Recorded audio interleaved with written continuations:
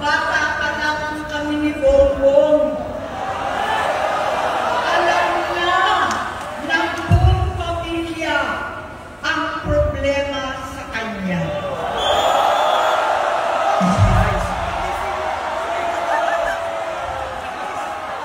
Totoo lang, mababasa naman ng lahat ang mga testimonya ng aking ama patungkol sa kanyang ugali at gawain. Noon, dahil may tatay pa kami, hindi ko pa siya responsibilidad. Noong tumatanda, ay mas naging nakakabahala. Batid ko na nagdadrag siya.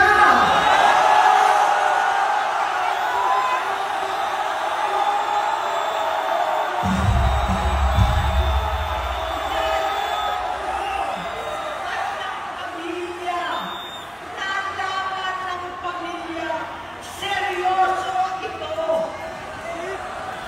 Minsan, kami ng Presidential Guard at Metro Golfa ang naglilinis tuwing nagpa-party po sila.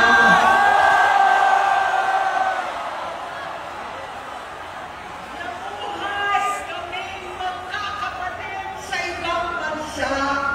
Kami-kami lang.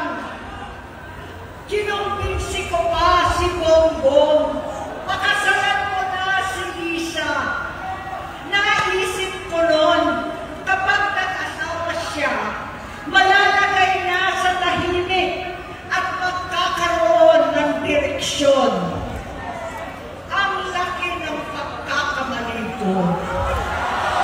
Mas lumala ang kanyang paglulong, magkalulong sa droga.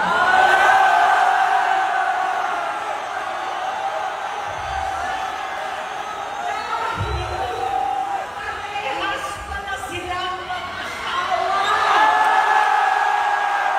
This is definitely a desperate move.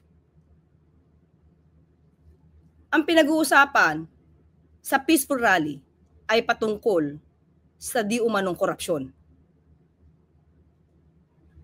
Ano ang dahilan ni Senator Amy para ang sarili niyang kapatid ay siraan niya?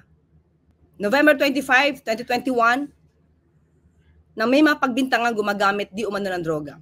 Mismo, at that time hindi pa po Pangulo, si Pangulong Marcos Jr.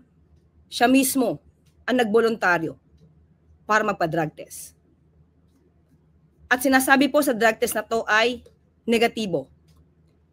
St. Luke's Medical Center on Thursday dispelled doubts on the authenticity of its drug test results after it received a backlash when the presidential aspirant and son of former dictator Ferdinand Marcos Jr. took a cocaine test in the hospital branch in Taguig City. So pinakita po dito na negatibo.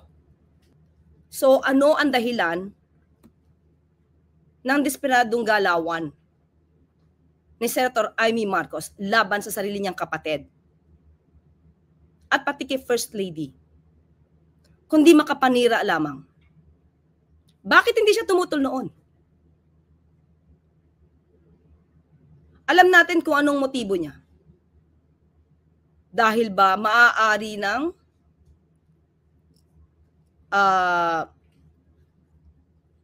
lumarga ang pag-iimbestiga tungkol sa korupsyon at maaaring tamaan na ang kanyang mga kaalyado.